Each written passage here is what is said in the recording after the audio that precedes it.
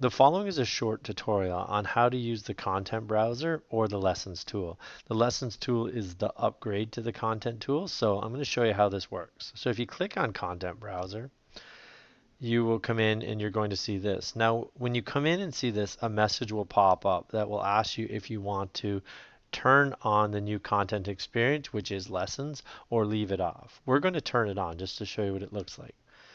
There's a lot of really cool features of this tool, and it's way more visual. So lessons is really where they're going to go with this tool. So if you're going to learn one of the two, lessons is probably the best one right now. So here's how it looks. So as you can see down here, we don't have any units created. They use different words in here like units, folders, lessons. It doesn't have to be that. Just think of it as a folder structure. So a new unit is the top folder. So say we wanted to create a new unit and call it math. We could do that very quickly, and now you can see I have a math folder. Now, if I want to create another one and say I wanted one called language, I could have a language folder. And you can see very quickly, this nice color, it's nicely organized. Now, let's just say I wanted to go into math and I wanted to add in a subfolder. This is how you do it. You go to here, add, and you can say new lesson. So lessons basically a subfolder. And for this one, for instance, you could write patterning. And you can give it description if you want. Most people don't. But now I have patterning in here. So if I go back to math and add another folder, I could add number sense.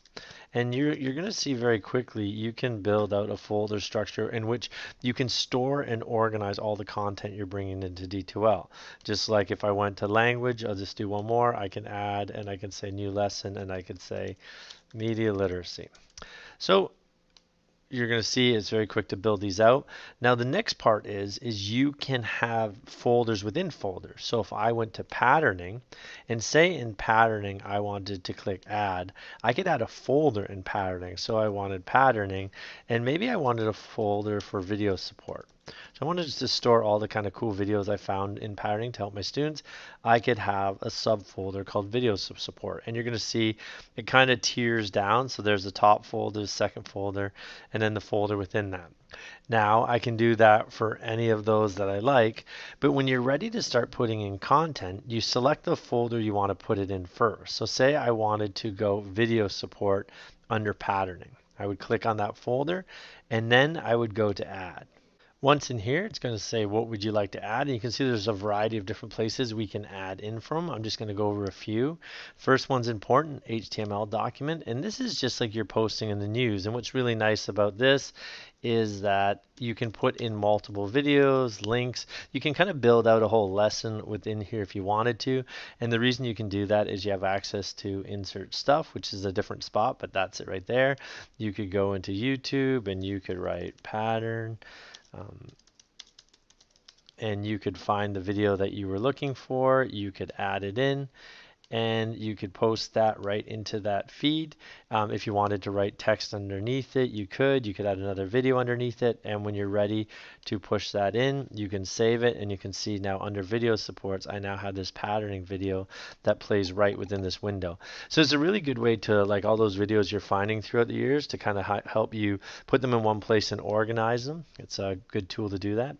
So if I went back to the patterning unit now, and I wanted to add something else, I could just click the add button and then I could go to a web link.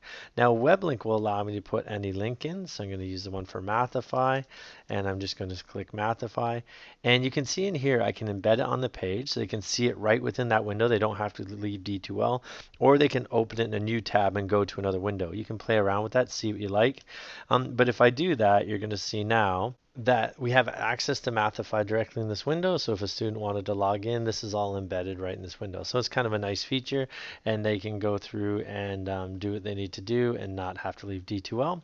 Here's another one. If I go back to patterning and I want to add something else, one thing I really like about this is how easy it is to add from Google Drive. So if I click on Google Drive, so once you get in here, you can see there's your Google Drive, and you can select whatever you want from it. So I'm going to select this one because it's a Google slide. And when I click on it, it says this file is private, but then it says change permission settings so that this link can be viewed.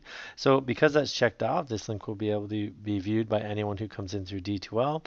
And all we need to do is hit select. And what's really nice about this is that it actually embeds it directly into D2L. So you're going to see that here comes this lesson and it will fill out, and the students can actually go through and click on whatever slide they want within this window. They could present it, lots of different options. And it also does this for videos, Google Forms, anything in Google you can bring right in and it's totally embeddable. So if we go back to the patterning, I'm going to click add again. You can see if I scroll down, I can go to OneDrive. You can create assignments and drop boxes in here, discussions, quizzes. Here's the other one you'll use quite a bit though, the drag and drop or browse. So you can either drag straight into this window and it will put them straight in, or you can click on browse, select the document that you'd like to bring in. I'm going to bring in a Word document for this one, and then I'm going to click on open, and then it will bring it in. So as you can see, here it is right here. You have the ability to download it, you have the ability to print it, or just read it within this window. So it's fast and easy to use. The last thing I want to show you is the fact that you can hide or make any document visible. So right now this folder is, if I click on the math folder, you can see that it's hidden. It's this easy to make it visible. So my patterning one, I can make it visible. And you can go through to any of these and make some visible and others not visible. Just make sure that if you're making the files that you've added in visible, make sure that you have the folders that are above it visible so they can come in and see it. So it's a really quick and easy way to hide things and from students that you're not ready to show them, but then make them visible when it's time. So thank you for watching this short tutorial on how to use lessons.